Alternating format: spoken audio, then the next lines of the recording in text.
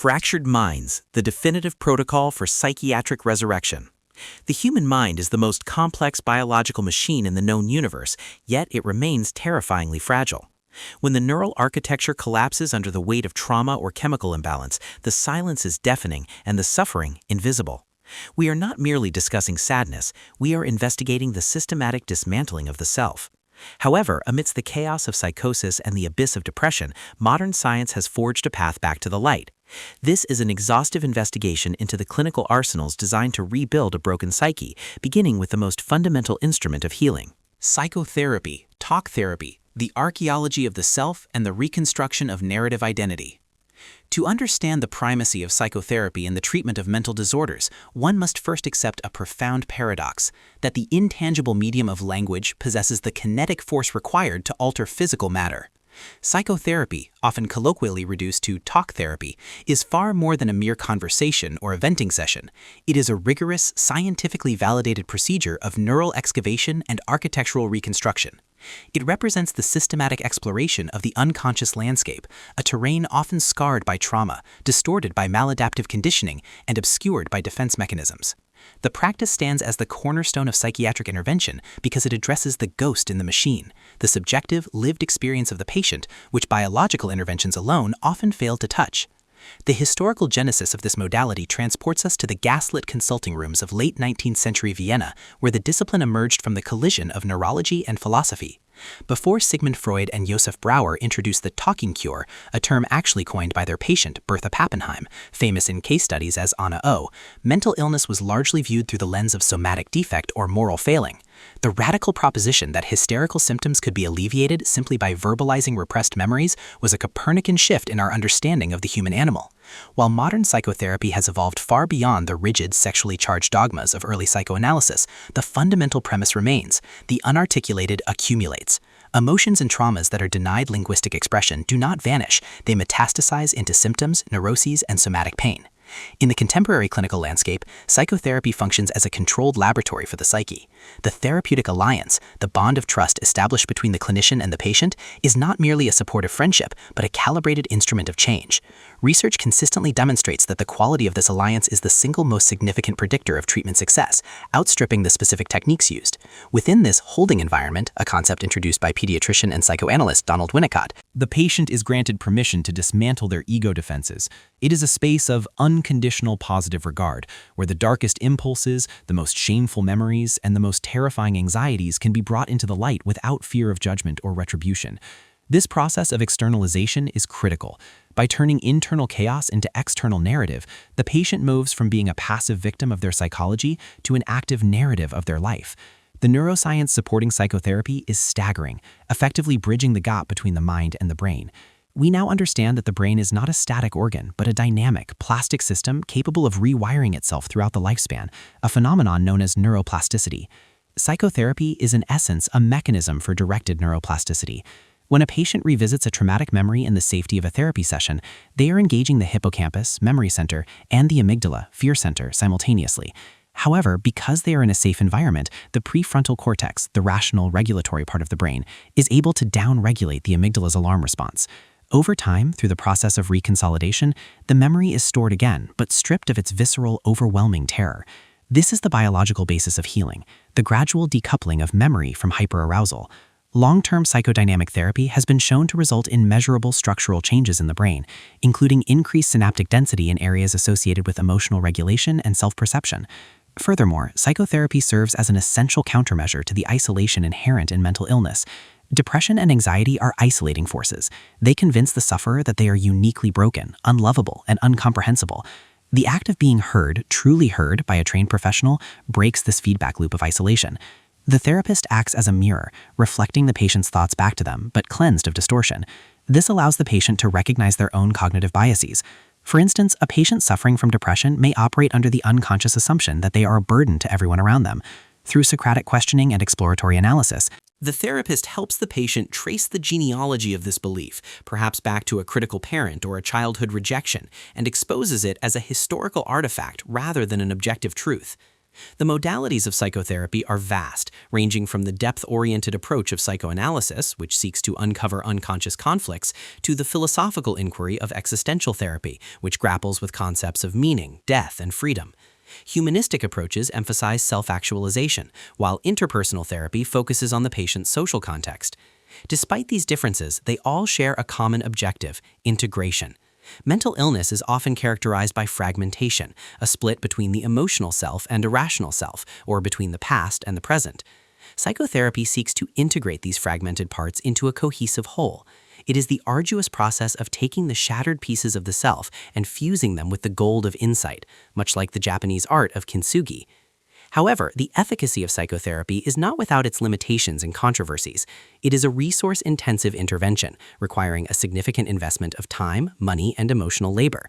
It is not a quick fix. The archaeology of the self can take years.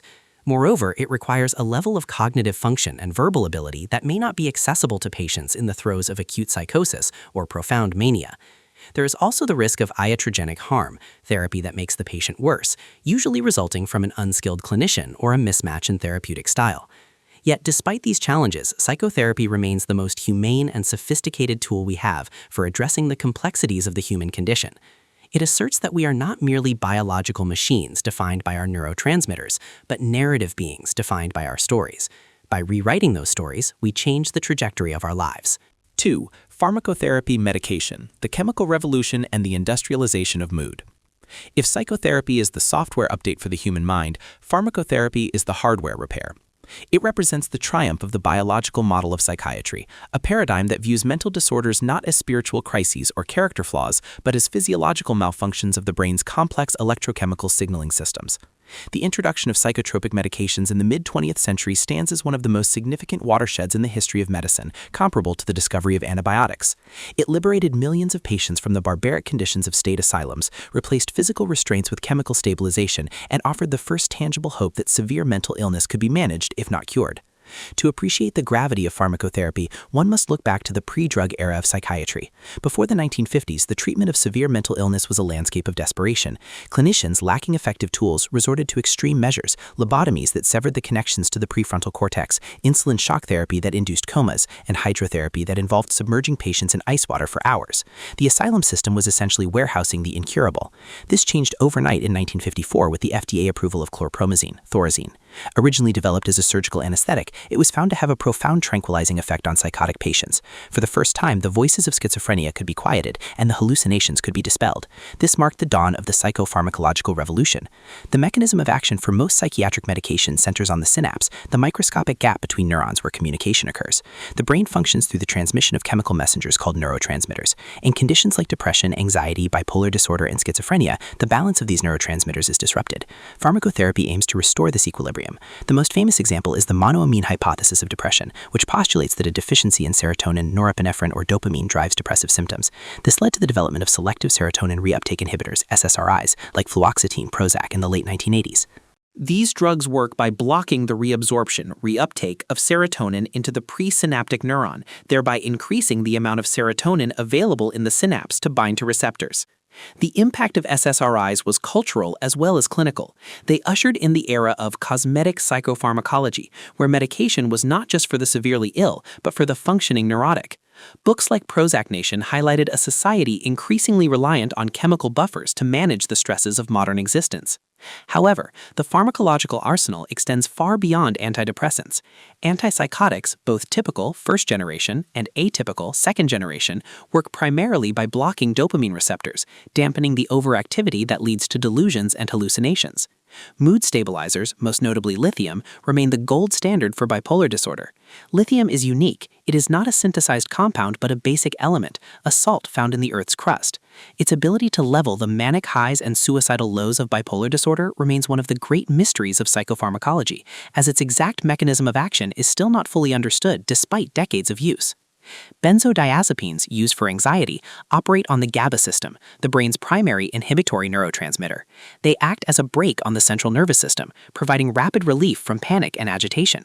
However, the story of pharmacotherapy is also a cautionary tale of side effects and dependency.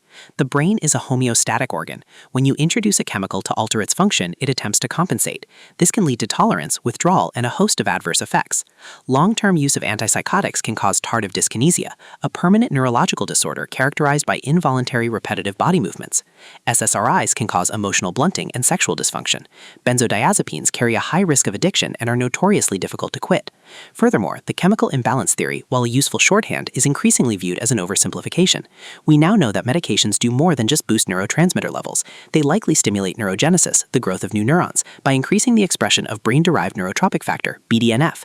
This explains why antidepressants often take weeks to work. Despite altering serotonin levels within hours, the brain needs time to grow and repair.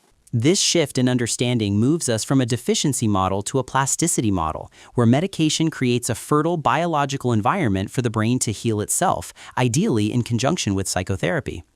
The role of the pharmaceutical industry, or Big Pharma, in the proliferation of these treatments cannot be ignored. The aggressive marketing of psychiatric drugs has led to valid concerns about overprescription and the medicalization of normal human emotions. Grief, shyness, and distractibility have in some contexts been rebranded as pathologies requiring pharmaceutical intervention. This commercialization complicates the objective scientific reality that for millions of people, these drugs are life-saving. For a person in the depths of catatonic depression, medication acts as a ladder, allowing them to climb out of the pit deep enough to engage in therapy. For someone with schizophrenia, it is the anchor that keeps them tethered to reality. The future of pharmacotherapy lies in precision medicine. Currently, prescribing is often a game of trial and error, a throw-it-at-the-wall-and-see-what-sticks approach that can be agonizing for patients. The field of pharmacogenomics aims to change this by analyzing a patient's genetic makeup to predict how they will metabolize specific drugs, thereby maximizing efficacy and minimizing side effects. Additionally, we are witnessing a renaissance in the study of psychedelics, psilocybin, MDMA, and dissociatives, ketamine, for treatment-resistant conditions.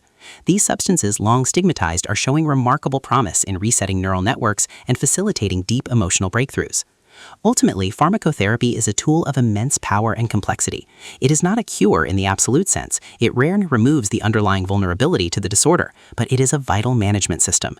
It acknowledges the biological reality of our existence, that our thoughts, feelings, and very sense of self are inextricably bound to the flow of ions and molecules across cellular membranes. By intervening at this molecular level, pharmacotherapy offers a reprieve from the tyranny of biology, granting patients the stability required to reclaim their lives. 3. Cognitive Behavioral Therapy, CBT, the architectural re-engineering of reality and the logic of recovery. If psychotherapy is the archaeology of the past, cognitive behavioral therapy, CBT, is the engineering of the present. It stands as the undisputed gold standard of modern psychotherapeutic intervention, a status cemented by thousands of clinical trials and a ubiquity that spans the globe. CBT represents a fundamental shift in the philosophical approach to mental health, a move away from the nebulous, dream-centric analysis of the early 20th century toward a pragmatic, data-driven, and skills-based pedagogy. It operates on a premise that is deceptively simple yet radically transformative. It is not events themselves that disturb us, but rather our interpretation of those events. This concept, rooted in the ancient Stoic philosophy of Epictetus, who famously declared, "Men are not disturbed by things, but by the view which they take of them," forms the bedrock of the most effective psychological toolset humanity has ever devised. CBT does not promise to change the world around the patient. Instead, it hands the patient the blueprints to reconstruct the lens through which they view that world. The genesis of CBT is a story of scientific rebellion. In the 1960s, Dr. Aaron Beck, a psychiatrist trained in the psychoanalytic tradition, began to notice a flaw in the Freudian model. While treating depressed patients, Beck observed that they were not necessarily suffering from masochistic conceptualizations or repressed sexual trauma, as the dogma of the time suggested. Instead, he identified a stream of spontaneous, automatic thoughts that were relentlessly negative. These automatic thoughts functioned like a malicious internal news ticker, constantly broadcasting messages of failure, danger, and hopelessness. Beck realized that these cognitions were not merely symptoms of the depression, they were the fuel. By identifying these distorted thinking patterns and subjecting them to empirical scrutiny, essentially putting thoughts on trial, patients could alter their emotional state and subsequently their behavior. Thus, cognitive therapy was born, later merging with behavioral therapy to form the powerhouse known as CBT. The mechanics of CBT are grounded in the cognitive triangle, a model that illustrates the bidirectional relationship between thoughts, feelings, and behaviors. In a disordered mind, this triangle becomes a vicious cycle. Consider a patient with social anxiety disorder. The activating event might be an invitation to a party. The automatic thought is instantaneous and catastrophic. Everyone will hate me. I will say something stupid. The emotional consequence is intense fear and physiological arousal. The behavioral reaction is avoidance, staying home. CBT intervenes by freezing this process and inserting a wedge of logic between the thought and the feeling. The therapist and patient work collaboratively to identify cognitive distortions, systematic errors in reasoning. These include all or nothing thinking, viewing a less than perfect performance as total failure, catastrophizing, expecting the worst case scenario, and emotional reasoning, assuming that because one feels stupid, one is stupid. Through a process called cognitive restructuring, the patient learns to challenge these distortions. They are asked to provide evidence for and against their negative beliefs, effectively acting as a scientist studying their own mind. However, CBT is not merely an intellectual exercise. The behavioral component is equally critical. Insight without action is often impotent. This is where behavioral activation comes into play, particularly for depression. Depression convinces the brain that effort is futile, leading to lethargy and withdrawal. CBT counters this by scheduling activities that provide a sense of mastery or pleasure, forcing the patient to engage with the world even when they lack the motivation to do so. This outside-in approach rewires the brain's reward system. For anxiety disorders, the behavioral component often involves exposure therapy. This technique is based on the principle of habituation. By systematically and gradually exposing the patient to the feared object or situation without allowing them to engage in avoidance behaviors, the brain learns that the fear is tolerable and that the catastrophic outcome does not occur. Over time, the amygdala's alarm response is extinguished. This is particularly evident in the treatment of obsessive-compulsive disorder via exposure and response prevention, ERP, a grueling but highly effective subset of CBT, where patients must face their intrusive thoughts without performing their soothing rituals. The neuroscience of CBT provides a fascinating glimpse into the brain's capacity for top-down regulation. Neuroimaging studies have shown that successful CBT treatment alters brain function in a way that is distinct from yet complementary to medication. While medication often targets the limbic system, the emotional center directly, a bottom-up approach, CBT strengthens the prefrontal cortex, the executive center. It enhances the brain's ability to inhibit the limbic system's overreaction. Essentially, CBT builds a stronger braking system for the brain. By repeatedly practicing the identification and challenging of negative thoughts, the patient is physically strengthening the neural pathways associated with emotional regulation. This is neuroplasticity in action, the software of the mind rewriting the hardware of the brain. The skills learned in CBT are not transient, they are encoded into the neural architecture, providing a prophylactic effect against relapse that often outlasts the cessation of the therapy itself. Despite its dominance, CBT is not without criticism or evolution. Detractors argue that its structured, manualized nature can feel mechanical, potentially invalidating the patient's deeper emotional experiences or ignoring the role of past trauma. There is a concern that it treats the symptom rather than the person, focusing too heavily on fixing faulty thinking, while neglecting the existential or systemic roots of suffering. In response to these limitations, a third wave of CBT has emerged. Modalities like dialectical behavior therapy, DBT, developed by Marsha Linehan for borderline personality disorder, and acceptance and commitment therapy, ACT, have introduced the concepts of mindfulness and acceptance into the cognitive framework. While traditional CBT asks, is this thought true? ACT asks, is this thought helpful? It shifts the focus from changing the content of thoughts to changing the patient's relationship with their thoughts. This evolution represents a maturation of the field, acknowledging that while we cannot always control the weather of our minds, we can learn to navigate the storm. The scalability of CBT is perhaps its most significant global impact. Because it is structured, time-limited, typically 12 to 20 sessions, and skill-based, it is uniquely essential for public health systems. It can be delivered in groups, via workbooks, and increasingly through digital platforms. The rise of iCBT, internet-based CBT, and AI-driven therapeutic chatbots utilizes the logic of CBT to provide accessible mental health support to millions who might otherwise never see a therapist. Programs like Woebot or MoodGym guide users through cognitive restructuring exercises, democratizing access to these powerful tools. As we look to the future, the integration of CBT with virtual reality, VR, promises to revolutionize exposure therapy, allowing veterans with PTSD to process trauma in controlled digital environments. Ultimately, CBT empowers the individual. It demystifies mental illness, stripping away the aura of uncontrollable madness and replacing it with a set of learnable, practicable skills. It teaches the patient that they are not a passive vessel for their emotions, but the active architect of their own reality. 4. Group therapy and support groups, the biological imperative of connection and the microcosm of recovery. If individual therapy is a private tutorial, group therapy is the masterclass of the human condition. It operates on a primal biological truth. Human beings are obligate social animals. We evolved to survive in tribes, and our neural circuitry is wired to perceive social isolation as a threat to survival, processing it in the same regions of the brain that process physical pain. Therefore, mental disorders which thrive on secrecy, shame, and isolation are often impervious to solitary interventions. Group therapy and support groups shatter this isolation. They provide a unique therapeutic mechanism known as universality, the profound visceral realization that I am not alone. This entry explores the dynamic power of collective healing, a modality that leverages the social instinct to repair the fractured self. The history of group therapy is a testament to the power of accidental discovery. It began in the early 20th century with Dr. Joseph Pratt, a Boston internist treating tuberculosis patients. Pratt gathered his patients for educational classes to boost morale and hygiene compliance. To his surprise, he noticed that the patients who attended these groups suffered less depression and recovered faster than those who did not, despite receiving the same medical care. The emotional support of the group was an active ingredient in the healing process.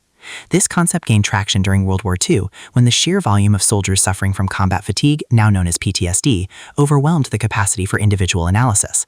Psychiatrists were forced to treat soldiers in groups, and again they observed a unique phenomenon: the soldiers healed each other. The shared experience of trauma created a bond that a civilian doctor could never replicate. This paved the way for the formalized group therapy models of the 1960s and the explosion of the peer-led support group movement. To understand why group therapy works, one must look to the seminal work of psychiatrist Irvin Yalom, who identified the therapeutic factors unique to this setting. Beyond universality, Yalom highlighted altruism, the healing that comes from helping others. In the depths of mental illness, patients often feel useless and burdensome. In a group setting, a patient can offer support, insight, or simply a listening ear to another member. This act of giving restores a sense of value and agency.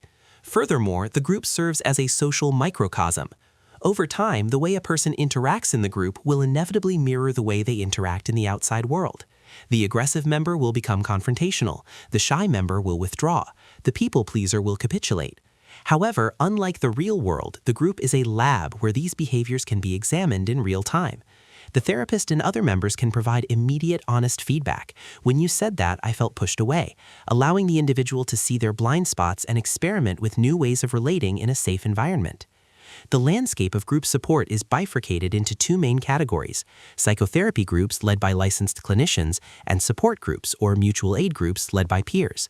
The former focuses on deep psychological change and interpersonal dynamics. The latter, exemplified by Alcoholics Anonymous and its countless offshoots, focuses on shared experience and coping strategies.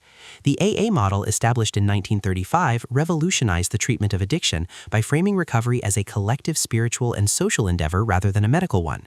The 12 steps provide a framework for living, but the fellowship, the network of support, is the engine of change. The efficacy of these peer-led groups lies in the concept of lived experience. A sponsor in AA possesses a credibility that a doctor with a PhD often lacks. They have walked through the fire. This peer-to-peer mentorship creates a horizontal hierarchy of care that empowers individuals to take ownership of their recovery while leaning on the collective strength of the tribe. Biologically, group therapy engages the social buffering system.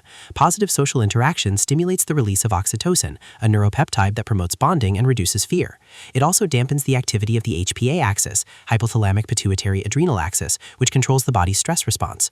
For individuals with trauma who often view other humans as sources of danger, the consistent, safe environment of a group can slowly retrain the nervous system to view others as sources of safety. This is particularly vital for survivors of abuse or those with social anxiety. The group becomes a corrective emotional experience, a concept introduced by Franz Alexander, where the patient expects a negative reaction, rejection. Ridicule based on past trauma, but instead receives acceptance and empathy. This violation of negative expectation is a potent catalyst for neural rewiring. However, the dynamics of a group are not without peril. The group mind can be a volatile force. Poorly facilitated groups can devolve into trauma bonding, where members reinforce each other's victimhood rather than encouraging growth. There is the risk of confidentiality breaches, which can be devastating. Furthermore, the phenomenon of social contagion can occur, particularly in groups for eating disorders or self-harm, where competitive dynamics may lead members to emulate maladaptive behaviors. Effective group therapy requires a skilled conductor, a therapist who can manage conflict, protect vulnerable members, and ensure that the group remains a vessel for healing rather than a chaotic storm. In the digital age, the concept of the group is undergoing a radical transformation. The internet has birthed a massive ecosystem of online support communities. Forums on Reddit, Discord servers, and specialized apps allow individuals with even the most rare and stigmatized conditions to find their tribe. A person with a specific subtype of OCD or a rare dissociative disorder, who might be the only one in their physical town, can instantly connect with thousands of others globally. While these digital spaces lack the physical cues of face-to-face therapy, they offer accessibility and anonymity that lower the barrier to entry. They represent the modern evolution of the campfire circle, a digital gathering place where stories are shared, burdens are divided, and the crushing weight of solitude is lifted. Ultimately, group therapy and support groups validate the human need for witnessing. We need our pain to be seen and acknowledged by others to truly integrate it. In a culture that increasingly prioritizes individualism and self-sufficiency, these collective modalities act as a radical counterculture. They assert that independence is a myth, that we are interdependent beings, and that often the only way to save oneself is to help save someone else. Whether in a circle of folding chairs in a church basement or a high-end clinical process group, the message remains the same. We heal together. 5. Hospitalization and residential treatment, the sanctuary of last resort and the architecture of safety. When the fragile equilibrium of the human psyche collapses entirely, when the voice of reason is silenced by the cacophony of psychosis, or the will to live is extinguished by the crushing weight of despair, outpatient intervention ceases to be a viable option. At this critical juncture, where the individual poses an imminent threat to themselves or the collective, society deploys its most intensive, controversial, and vital instrument of care: hospitalization and residential treatment. This entry explores the nuclear option of psychiatric intervention, a domain where civil liberties are temporarily suspended in the name of survival, and where the physical environment itself is engineered to contain the uncontainable. It is a world of locked doors, paper scrubs, and sterile observation, representing the absolute bottom of the spiral, and, paradoxically, the firm foundation required to push off toward recovery. To fully grasp the modern reality of psychiatric hospitalization, one must first traverse the haunted history of the asylum. For centuries, the mad were viewed not as patients but as prisoners of their own biology or morality. The Bedlam era of the 18th century gave way to the moral treatment movement and the grand architectural experiments of the 19th century, most notably the Kirkbride Plan. Thomas Story Kirkbride, a founding father of American psychiatry, believed that the building itself could cure. He designed massive, bat-winged structures with long, sunlit corridors and sprawling grounds, predicated on the idea that fresh air, order, and beauty could reorganize a disordered mind. However, these cathedrals of care eventually devolved into warehouses of neglect. By the mid-20th century, overcrowding and underfunding turned state hospitals into houses of horror, leading to the massive wave of deinstitutionalization in the 1960s and 70s. The promise was community care. The reality was often homelessness and incarceration. Today's psychiatric hospitals are the fragmented descendants of this legacy, smaller, acute care-focused, and strictly regulated, designed not for lifelong warehousing, but for rapid stabilization. The modern acute inpatient unit is a hermetically sealed ecosystem designed primarily for safety. The admission process is often traumatic. Frequently initiated by a Section 12 or 5150 hold, involuntary commitment statutes that grant medical professionals and law enforcement the legal authority to detain an individual against their will for an evaluation period, typically 72 hours. Upon entry, the patient is stripped of their autonomy along with their personal effects. Shoelaces, belts, drawstrings, and even underwire bras are confiscated. Any object that could be weaponized against the self is removed. This process, while dehumanizing, is a grim necessity born of blood-written regulations. The environment is ligature-resistant, meaning door handles are sloped, shower heads are recessed, and furniture is weighted to the floor. It is a space where the physical world is softened to protect the patient from their own internal hardness. The primary objective of acute hospitalization is crisis stabilization. It is the emergency room for the mind. The goal is not to cure the disorder, which is a lifelong endeavor, but to stop the bleeding, metaphorically and sometimes literally. This involves a highly structured regimen known as milieu therapy. The milieu, or environment, is curated to provide a rhythm to the chaos. The day is divided into rigid blocks: medication administration, group therapy, meals, and hygiene checks. This external structure acts as a prosthetic exoskeleton for the patient whose internal structure has dissolved. For a patient in a manic episode who hasn't slept in 4 days, or a catatonic patient who has ceased to eat, this regimented existence provides the biological reset required to re-engage with reality. Pharmacological intervention in this setting is aggressive and closely monitored. In outpatient care, a psychiatrist might adjust a dosage and wait 4 weeks for a follow-up. In the hospital, the feedback loop is immediate. PRN, as needed, medications are utilized to manage acute agitation or severe anxiety in real time. The staff, comprising psychiatrists, nurses, social workers, and mental health technicians, operates as a surveillance network. Patients are placed on observation levels ranging from 15-minute checks to one-to-one observation, where a staff member must remain within arm's reach of the patient at all times, even while they sleep or use the restroom. This intense scrutiny serves a dual purpose. It prevents suicide and self-harm, but it also provides a continuous stream of clinical data, allowing the team to detect subtle shifts in mood and behavior that a weekly therapy session would miss. Once the acute crisis has abated, typically within 3 to 10 days in the current insurance-driven model, the patient may transition to residential treatment. If the hospital is the ER, residential treatment is the ICU, followed by physical rehab. These facilities offer a longer duration of care, typically 30 to 90 days, and a more home-like, though still secure, environment. Here, the focus shifts from mere stabilization to deep restorative work. Residential programs are often specialized, catering to specific populations such as adolescents, eating disorders, or dual diagnosis, co-occurring substance abuse and mental illness. The dual diagnosis residential model has become increasingly critical as the opioid epidemic intersects with the mental health crisis. Historically, addiction and mental health were treated in silos. The addict was told to get sober before treating their depression, and the depressed patient was told to stabilize their mood before addressing their drinking. Residential treatment integrates these, acknowledging that the addiction is often a maladaptive solution to the underlying mental pain. In these therapeutic communities, patients engage in intensive daily therapy, including trauma processing, life skills training, and family systems work. The camaraderie formed in residential treatment is potent. Living with others who are fighting the same demons breaks the isolation that fuels the pathology. However, the landscape of residential treatment is starkly divided by class. On one end of the spectrum are the luxury rehabs of Malibu and Switzerland, offering equine therapy, gourmet chefs, and ocean views, often costing upwards of $50,000 a month. These facilities, while effective, have commodified recovery, creating a treatment industrial complex that is inaccessible to the vast majority. On the other end are state-funded residential programs, often plagued by long waiting lists and understaffing. This disparity highlights a brutal truth. In the American mental health system, the quality of your safety net is directly proportional to your bank account. The psychological impact of hospitalization is a double-edged sword. For many, it is a life-saving intervention, a hard reset that interrupts a lethal trajectory. Survivors often describe the relief of finally relinquishing control, Of being in a place where they are not expected to function, where their only job is to exist and survive. Yet for others, the experience is deeply stigmatizing and traumatic. The loss of liberty, the forced medication, and the exposure to other acutely ill patients can induce institutional trauma. The revolving door phenomenon, where patients are discharged, fail to connect with outpatient care, decompose, and are readmitted, remains a systemic failure. It suggests that while hospitals are excellent at saving lives, the broader system is terrible at sustaining them. The future of this modality is shifting towards step-down units and partial hospitalization programs, or PHP, which offer the intensity of inpatient care during the day while allowing the patient to return home at night. This bridge attempts to solve the re-entry shock that often triggers relapse.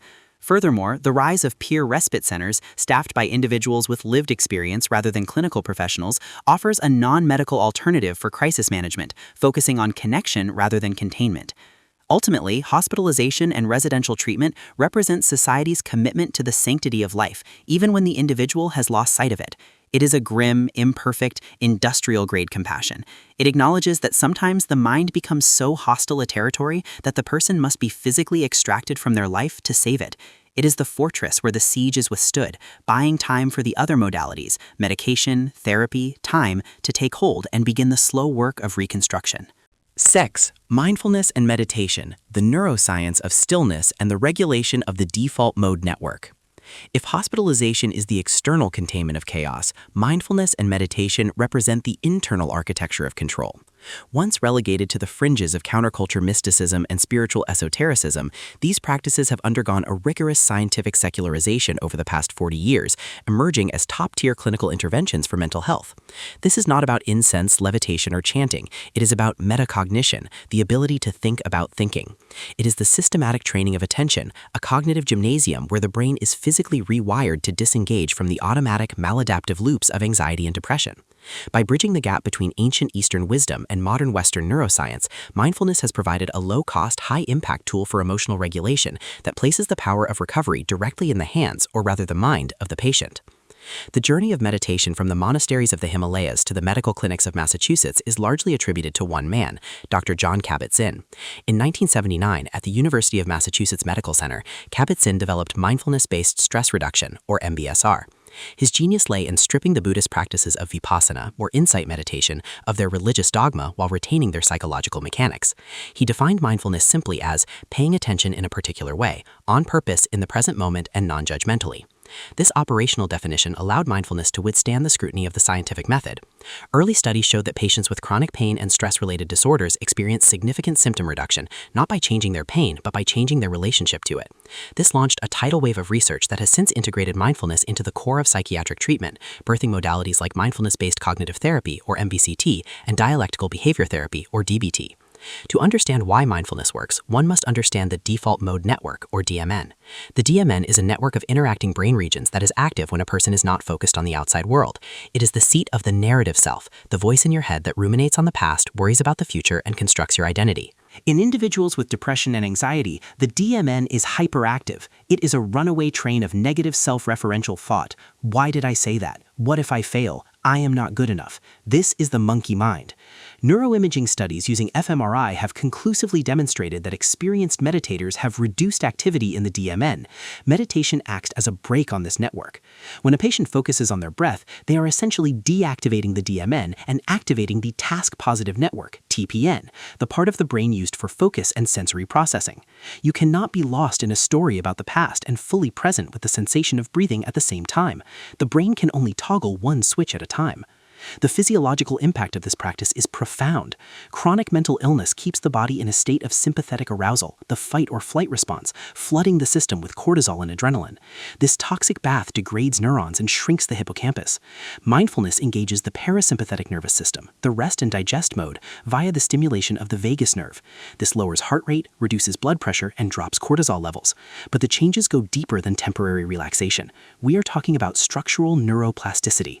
Harvard researchers have found that after just 8 weeks of mindfulness training, participants showed increased gray matter density in the hippocampus, learning and memory, and the temporoparietal junction, empathy and compassion.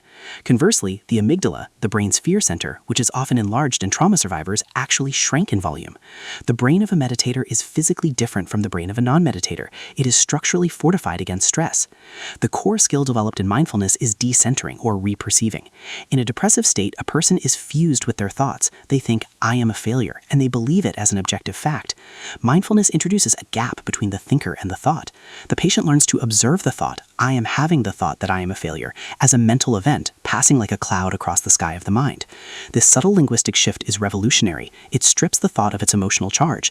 This is particularly vital in the treatment of obsessive-compulsive disorder, OCD, where patients are tormented by intrusive thoughts. By learning to watch the intrusion without engaging with it or performing a compulsion to neutralize it, the neural pathway of the obsession weakens over time. However, the mindfulness revolution is not without its critics and complexities. The corporate co-opting of the practice, often dubbed McMindfulness, has drawn ire for presenting meditation as a panacea for systemic issues, a way to make employees more productive in toxic work environments rather than fixing the environment. Furthermore, meditation is not risk-free. For individuals with a history of severe trauma or psychosis, unguided intensive meditation can actually destabilize the psyche.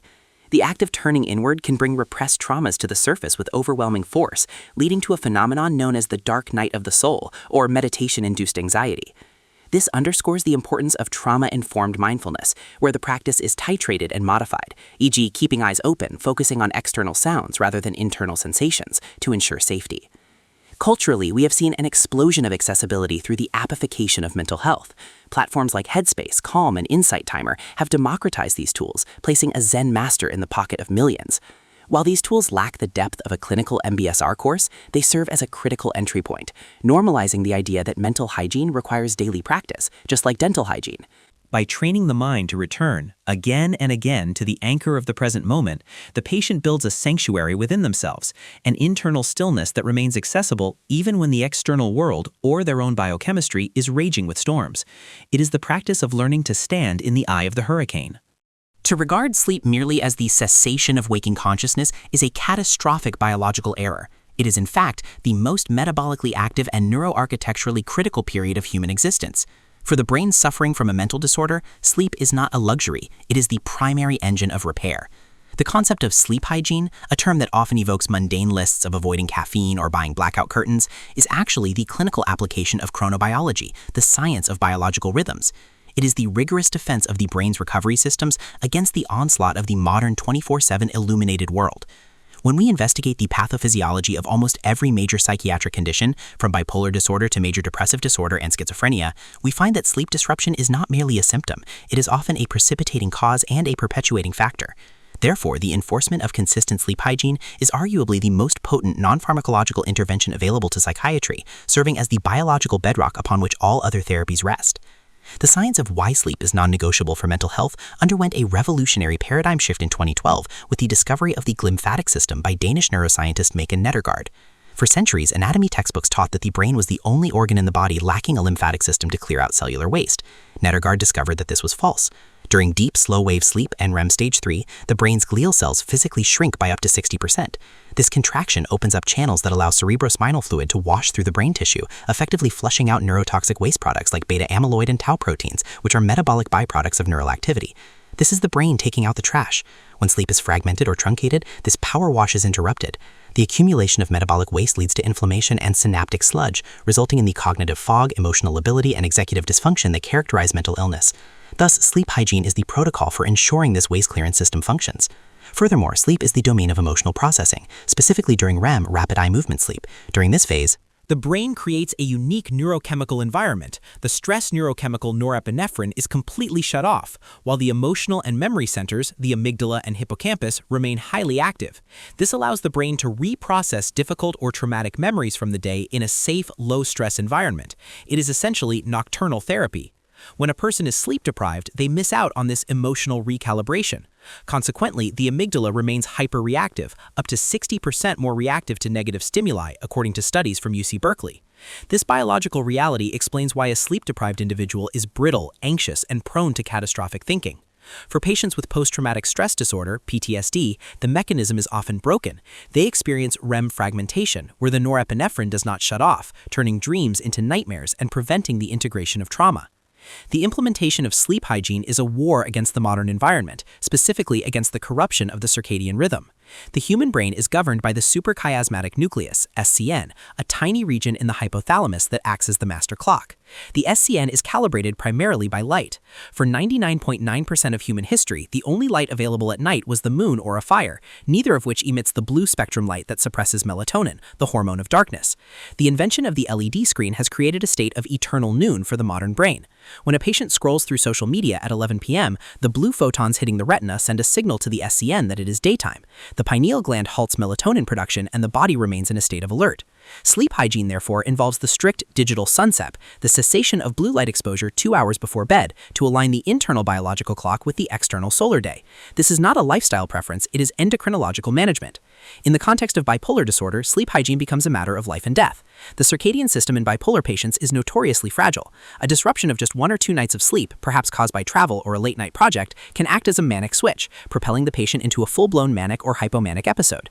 In this state, the need for sleep vanishes, creating a dangerous feedback loop where sleeplessness fuels mania. And mania fuels sleeplessness. For these patients, social rhythm therapy is often prescribed. This involves a militant adherence to a schedule, waking up, eating, exercising, and sleeping at the exact same time every single day, regardless of weekends or holidays. This external rigidity acts as a scaffold for the unstable internal clock. The clinical gold standard for treating chronic sleep issues and mental health is not medication, but cognitive behavioral therapy for insomnia, CBTI. While sleeping pills, sedative hypnotics can force unconsciousness, they often degrade the quality of sleep, suppressing the deep restorative slow wave stages. CBTI, conversely, addresses the psychophysiological insomnia, the anxiety about sleep itself. A core component of this is sleep restriction therapy, a counterintuitive technique where the patient's time in bed is drastically reduced to match the amount of time they are actually asleep. If a patient sleeps 5 hours but spends 8 hours in bed tossing and turning, the bed becomes associated with frustration and wakefulness.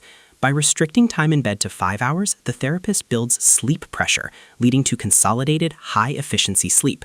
Over time, the window is gradually opened. This method rewires the conditioned response to the bed, turning it back into a sanctuary of rest. We must also consider the phenomenon of orthosomnia, a new anxiety disorder arising from the obsession with perfect sleep metrics. The rise of the sleep industrial complex, with its smart rings, watches, and mattress sensors, has led some patients to become so fixated on their sleep scores that the anxiety of tracking ruins the sleep itself. True sleep hygiene involves a philosophical surrender. It requires creating the conditions for sleep: darkness, coolness, ideally 65 degrees Fahrenheit or 18 degrees Celsius, and quiet, and then letting go of the effort to control the outcome. The future of sleep medicine lies in the personalization of chronotypes. We are moving away from the early bird gets the worm morality towards a biological recognition that genetic variance dictates optimal sleep windows. Some individuals are genetically owls, delayed sleep phase, and others are larks, advanced sleep phase. Forcing an owl to wake at 6 a.m. for a corporate job is akin to permanent jet lag, leading to social jet lag, which correlates with higher rates of depression and metabolic syndrome. Future psychiatric treatment may involve genetic testing to determine a patient's chronotype and prescribing a life schedule that honors their biology. Ultimately, consistent sleep hygiene is the act of respecting the vulnerability of the human animal. It acknowledges that we are not machines that can be powered down and rebooted at will, but biological organisms synchronized to the rotation of the planet. By prioritizing the architecture of sleep, we are essentially rebuilding the foundation of the house. Without it, the walls of therapy and the roof of medication will inevitably collapse. Sleep is the silence in which the soul recovers its voice. 8. Nutritional psychiatry, the gut-brain axis and the metabolic roots of mental illness. For decades, the fields of psychiatry and nutrition operated in separate universes. Psychiatry was concerned with the brain, neurotransmitters, and the mind. Nutrition was concerned with the body, calories, and the heart. The neck was treated as a barrier that separated these two domains. Today, that barrier has been obliterated by the burgeoning field of nutritional psychiatry. This discipline posits a radical yet scientifically undeniable premise. The brain is a biological organ with immense metabolic demands, and the quality of the fuel it receives dictates the quality of its function. We are witnessing the end of the era where mental illness is viewed solely as a chemical imbalance in the brain, and the dawn of an era where it is understood as a systemic dysfunction often rooted in the gut. The axiom, "you are what you eat," has been upgraded to "you feel what you eat." The scientific epicenter of this revolution is the gut-brain axis.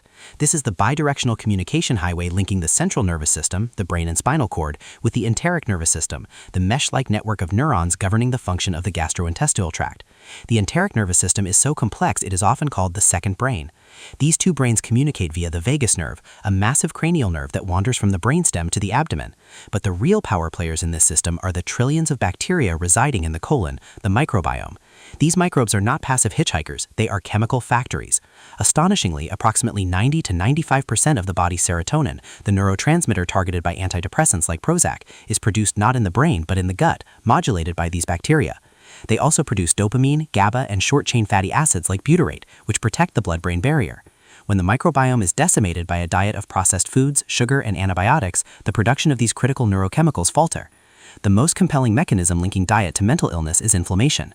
The cytokine theory of depression suggests that for a significant subset of patients, depression is actually a systemic allergic reaction to inflammation.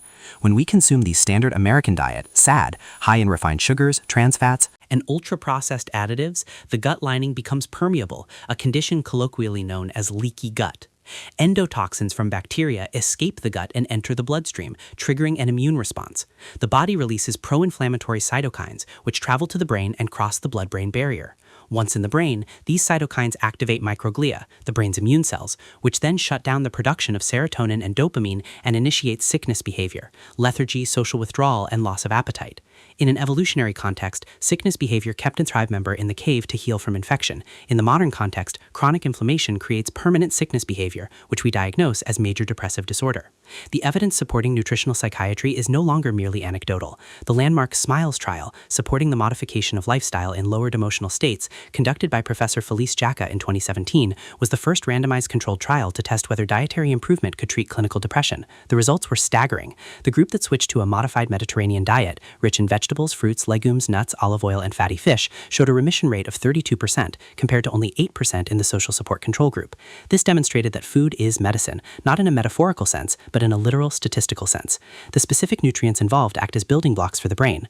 Omega-3 fatty acids, specifically EPA and DHA found in fish oil, are essential for the integrity of the neuronal cell membrane. A neuron with a flexible fluid membrane transmits signals efficiently. A neuron starved of omega-3s has a rigid membrane, impairing neurotransmission. Magnesium, often called the relaxation mineral, plays a pivotal role in the HPA axis, hypothalamic pituitary adrenal axis, which controls the stress response. Magnesium deficiency, which is rampant due to soil depletion and processed food diets, is directly linked to anxiety anxiety, and insomnia. B vitamins, B12, B6, folate are crucial for methylation, a biochemical process required to synthesize neurotransmitters. Without these cofactors, the brain simply cannot manufacture the chemistry of happiness, regardless of how much therapy a patient attends. Furthermore, the consumption of refined sugar is particularly pernicious. Sugar suppresses the production of brain-derived neurotrophic factor, a protein often described as miracle grow for the brain. BDNF promotes neuroplasticity and the growth of new neurons. High sugar intake literally starves the brain of its ability to repair and grow, cementing depressive pathways. A cutting-edge frontier within this field is metabolic psychiatry, pioneered by researchers like Dr. Christopher Palmer of Harvard Medical School. This approach focuses on the intersection of metabolic disorders like insulin resistance and diabetes, and severe mental illness like schizophrenia and bipolar disorder. The theory posits that these conditions are fundamentally disorders of brain energy metabolism, specifically mitochondrial dysfunction. If the neurons cannot generate enough energy, ATP, to function, the brain misfires. This has led to the therapeutic use of the ketogenic diet, a high-fat, low-carbohydrate medical diet originally developed for epilepsy in the 1920s. By forcing the brain to run on ketones instead of glucose, the diet bypasses the faulty glucose metabolism and stabilizes neuronal energy. Case studies and emerging trials show remarkable results, with some patients with treatment-resistant schizophrenia achieving full remission and coming off antipsychotic medication for the first time in decades. However, nutritional psychiatry faces significant cultural and systemic hurdles. The food environment in many developed nations is obesogenic and depressogenic. Ultra-processed foods are engineered to be hyper-palatable and addictive, hijacking the brain's reward circuitry in a manner similar to cocaine. For a depressed patient with low motivation and executive dysfunction, the effort required to shop for, chop, and cook whole foods can feel insurmountable. This is where the intersection of social justice and psychiatry becomes visible. Food deserts in low-income areas mean that the populations with the highest stress loads often have the least access to brain-protective foods. Treatment, therefore, must involve practical coaching, teaching patients not just what to eat, but how to eat within their means and energy levels. We must also navigate the risk of orthorexia, an unhealthy obsession with healthy eating. Nutritional psychiatry is not about diet culture, weight loss, or moral purity. It is about abundance and nourishment. It is about adding in the leafy greens, the fermented foods, kimchi, sauerkraut, Kefir that feed the microbiome, and the colorful antioxidants that quench oxidative stress. It is a move away from the reductionist view of calories and toward a complex view of food as biological information. Looking to the future, we are approaching the age of psychobiotics, targeted probiotic supplements containing specific bacterial strains like Lactobacillus rhamnosus, designed to produce specific neurotransmitters and alleviate anxiety. We are also moving toward nutrigenomics, where a patient's DNA is sequenced to determine their unique metabolic needs, whether they are a poor converter of folate or have a high genetic requirement for vitamin D, allowing for hyper-personalized dietary prescriptions. In the final analysis, nutritional psychiatry restores the body to the equation of mental health. It reminds us that the brain is flesh and blood, tethered to the gut, and built from the elements of the earth. By changing what we put on the end of our fork, we change the composition of our cells, the flora of our gut, and ultimately the content of our minds. It is the most primal and accessible form of healthcare, the daily act of feeding the self to save the self. 9. Regular physical exercise, the evolutionary prescription and the biochemistry of movement. If the benefits of physical exercise could be encapsulated in a pill, it would be the single most prescribed, most profitable, and most effective pharmaceutical in the history of medicine. It would be hailed as a miracle drug, capable of slashing the risk of depression, alleviating anxiety, boosting cognitive function, and extending lifespan simultaneously. Yet, because it requires sweat rather than a swallow, it remains chronically underutilized in the clinical treatment of mental disorders. Regular physical exercise is not merely a tool for aesthetic improvement or cardiovascular health, it is a fundamental psychiatric intervention that targets the brain's structure and function with a precision that rivals the most advanced synthetic compounds.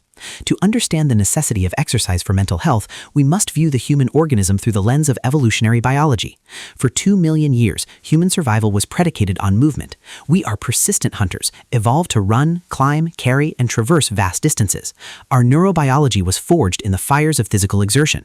In the modern era, the sedentary lifestyle is not just a lack of fitness, it is a state of biological discordance. When we stop moving, the brain, deprived of the signals it evolved to expect, begins to atrophy and malfunction. The mechanism by which exercise exerts its antidepressant and anxiolytic effects is a symphony of neurochemistry. For decades, the popular narrative focused on endorphins, the endogenous opioids produced by the central nervous system and the pituitary gland. While the runner's high is a real phenomenon, providing transient analgesia and euphoria, the true long-term power of exercise lies in a protein called brain-derived neurotrophic factor, BDNF. Harvard psychiatrist Dr. John Ratey famously dubbed BDNF miracle grow for the brain.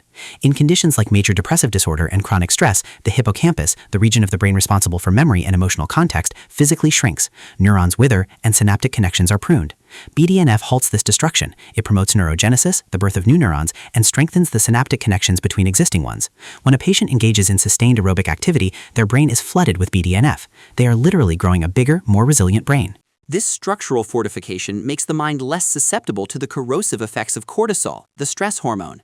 Furthermore, exercise acts as a biological incinerator for stress. When the fight or flight response is triggered by modern stressors, an angry email, a financial worry, a traffic jam, the body floods with adrenaline and cortisol. In our ancestral past, this cocktail was fuel for a physical response, fighting a predator or fleeing danger. Once the physical action occurred, the stress hormones were metabolized and the body returned to homeostasis. In the modern world, we sit in traffic or at our desks, stewing in this toxic chemical bath with no physical release. This chronic accumulation leads to systemic inflammation and anxiety. Exercise completes the stress cycle. By engaging in high-intensity movement, the body utilizes these hormones for their intended purpose, signaling to the nervous system that the danger has passed and it is safe to relax. This is why a vigorous workout can instantly dissolve the somatic tension of anxiety. It is the physiological resolution of the stress response. The type of exercise matters, and the prescription is becoming increasingly nuanced. Aerobic exercise, running, swimming, cycling, is the gold standard for boosting BDNF and vascular health, increasing blood flow to the prefrontal cortex, the brain's CEO. However, resistance training, weightlifting, has emerged as a potent intervention for anxiety and low self-esteem. There is a profound psychological feedback loop inherent in lifting heavy objects. It provides immediate, tangible proof of capability. For a patient with mental illness who feels helpless and weak, the proprioceptive feedback of muscular contraction and the objective progression of lifting heavier weights instills a sense of self-efficacy. This is the belief in one's ability to exert control over one's own motivation and behavior. The discipline of the gym translates into the discipline of recovery. Moreover, green exercise, physical activity conducted in nature, adds another layer of therapeutic benefit. The Japanese practice of Shinrin-yoku, forest bathing, has been shown to lower heart rate and blood pressure more effectively than indoor exercise, suggesting that the visual and olfactory inputs of nature act synergistically with movement to soothe the limbic system. However, The implementation of exercise as treatment faces a cruel irony. The symptoms of mental illness are often the exact barriers to exercise. Depression manifests as psychomotor retardation, profound fatigue, and anhedonia, the inability to feel pleasure. Telling a clinically depressed person to just go for a run is akin to telling a person with a broken leg to walk it off. The machinery required to execute the task is exactly what is broken. This is where the concept of behavioral activation merges with exercise science. The approach must be graded and compassionate. It does not start with a marathon. It starts with a walk to the mailbox. It operates on the principle that action precedes motivation. We do not wait to feel like moving. We move to change how we feel. Clinical programs that integrate walking groups or supervised gym sessions often see higher adherence rates because they provide social accountability, bridging the gap between intention and action. We must also navigate the shadow side of exercise, the risk of compulsion. In disorders like anorexia nervosa or body dysmorphic disorder, exercise can be weaponized against the self. Anorexia athletica, or obligatory exercise, is a condition where the patient exercises not for health, but to purge calories or punish the body. In these cases, the dopamine reward system becomes hijacked, and the gym becomes a place of self-flagellation rather than liberation. Here, treatment involves reframing the relationship with movement, shifting from aesthetic or compensatory goals to functional and restorative ones. It is about learning to move for the joy of the body's capacity, rather than the fear of its appearance. Looking toward the future, the quantified self-movement and wearable technology offer new frontiers for integrating exercise into psychiatry. Smartwatches that track heart rate variability, a key marker of autonomic nervous system balance, can alert users when their stress levels are rising and prompt them to move. We are moving toward a model where psychiatrists might prescribe a specific dosage of Zone 2 cardio, steady state, moderate intensity, alongside or instead of an SSRI. The cultural shift is palpable. The gym rat stereotype is being replaced by the mental health athlete. We are beginning to understand that physical strength and mental resilience are not separate attributes, but two sides of the same coin. Ultimately, regular physical exercise restores the human animal to its natural habitat of motion. It reminds us that we are not brains in vats, but embodied consciousnesses. The rhythm of the breath and the beat of the heart during exertion serve as a primal anchor, pulling the mind out of the abstract hell of rumination and into the concrete reality of the present moment. In every drop of sweat, there is a molecular act of rebellion against the stagnation of despair. 10. Family and social support integration, the ecosystem of recovery and the mitigation of relapse. If the previous 9 entries focused on the individual, their brain chemistry, their thoughts, their habits, this final entry acknowledges a fundamental truth that Western medicine often ignores: no one recovers in a vacuum. Human beings are obligate social animals, wired for connection, and mental illness is often a disease of disconnection. Therefore, the integration of family and social support is not merely a nice-to-have bonus feature of treatment, it is the environmental container that determines whether recovery will take root or wither. The most sophisticated medication and the most brilliant insights from therapy will fail if the patient returns to a home environment characterized by hostility, chaos, or isolation. This entry investigates the sociology of mental health, exploring how the interpersonal network can be transformed from a source of stress into the ultimate safety net. The historical context of family involvement in psychiatry is fraught with blame and misunderstanding. In the mid-20th century, psychoanalytical theories often pathologized the family. The infamous and now thoroughly debunked concept of the schizophrenogenic mother, a term coined by Frieda Fromm-Reichmann in 1948, blamed cold, domineering mothers for inducing schizophrenia in their children. This era of parent blaming caused immense unnecessary suffering and drove a wedge between clinicians and families. The modern paradigm is radically different. It views the family not as the villain, but as a critical ally, and often as a secondary patient requiring support. We now operate under the stress vulnerability model, which posits that while biological vulnerability, genetics, loads the gun, the environment pulls the trigger. The goal of family and social support integration is to create an environment that keeps the safety on. The scientific backbone of this approach is the study of expressed emotion, EE. Developed by researchers in London in the 1960s, EE refers to the emotional climate of the patient's home environment, specifically measuring 3 factors: criticism, hostility, and emotional over-involvement. Decades of research have consistently shown that patients with schizophrenia, bipolar disorder, and major depression who return to high EE households have relapse rates that are 2 to 3 times higher than those returning to low EE environments. A family member who constantly says, "Why can't you just get out of bed? You're being lazy." Criticism, or a parent who is so anxious they monitor the patient's every move, over-involvement, creates a chronic stressor that overwhelms the patient's fragile coping mechanisms. Family psychoeducation is the antidote. This intervention involves teaching the family the biology of the disorder, debunking myths, e.g., it's a character flaw, and training them in communication skills to lower the temperature of the household. It shifts the dynamic from "you are the problem" to "we are solving this problem together." Family systems therapy takes this a step further by viewing the identified patient, the one with the diagnosis, as merely the symptom bearer for a dysfunctional family unit. In this view, the family is immobile. If you touch one piece, the whole structure moves. Often, a child's anxiety acts as a distraction from the parent's failing marriage, or an adolescent's rebellion is a reaction to a rigid, controlling household narrative.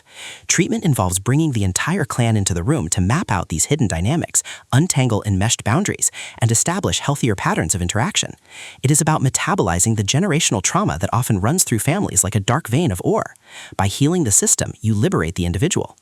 Beyond the biological family lies the crucial domain of the chosen family and the broader social network. For many, particularly in the LGBTQ+ community or those from abusive backgrounds, the biological family is the source of trauma, not the solution. Here, social support integration involves the deliberate curation of a supportive tribe. This aligns with the social buffering hypothesis, which suggests that the presence of supportive others dampens the physiological impact of stress. When we are with people we trust, our cortisol levels drop, our pain thresholds increase, and our cardiovascular reactivity to stress diminishes. We literally lend each other our nervous systems. Peer support specialists, individuals in recovery who work as part of the clinical team, act as bridges to this social world, modeling that life beyond the illness is possible. However, we must also address the caregiver burden. Loving someone with a severe mental illness is an exhausting, terrifying, and often thankless marathon. Caregivers experience high rates of depression, anxiety, And physical illness themselves.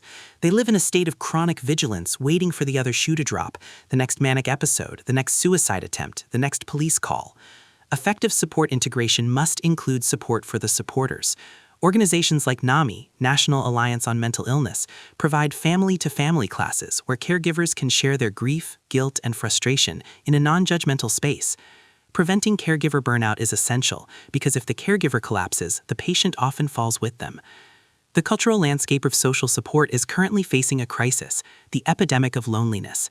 In a digitized world, we are hyper-connected yet profoundly alone. Social media offers the illusion of connection, but often exacerbates feelings of inadequacy and exclusion. The erosion of third places, community centers, churches, leagues, and social clubs has left a void in the social fabric. Future trends in mental health support are looking at social prescribing, where doctors prescribe participation in community gardening, art classes, or volunteer groups to combat isolation. It is a return to the village model, recognizing that a healthy mind requires a sense of belonging and contribution. Furthermore, technology is attempting to bridge the gap with digital phenotyping and AI-driven support. Apps can now analyze a patient's text message patterns and voice modulation to detect signs of social withdrawal or relapse, alerting their support network to reach out. While this raises privacy concerns, it offers a safety net for those who might be too ashamed to ask for help. In conclusion, family and social support integration is the mortars holds the bricks of recovery together. It validates the patient's humanity. It asserts that they are not merely a diagnosis to be managed, but a person to be loved. It challenges the stigma that forces families into the shadows, encouraging open dialogue and collective resilience. When we weave the patient back into the tapestry of human connection, we provide them with the most powerful antidepressant known to science: love. Epilogue. The epilogue of synthesis. The investigation into these 10 modalities reveals a singular, undeniable truth. There is no magic bullet for mental illness. The complexity of the human mind demands a complexity of treatment. The most effective recovery is found not in choosing one path, but in the synthesis of all. It is the alchemy of biological stabilization, medication, sleep, nutrition, exercise, psychological reconstruction, psychotherapy, CBT, and environmental immersion, group therapy, social support, nature. It is a holistic architecture where the surgeon's scalpel meets the philosopher's inquiry and the friend's embrace. To treat a mental disorder is to treat a human life in its entirety, body, mind, and spirit. In this comprehensive integration lies the hope not just for symptom reduction, but for a life of depth, meaning, and profound resilience.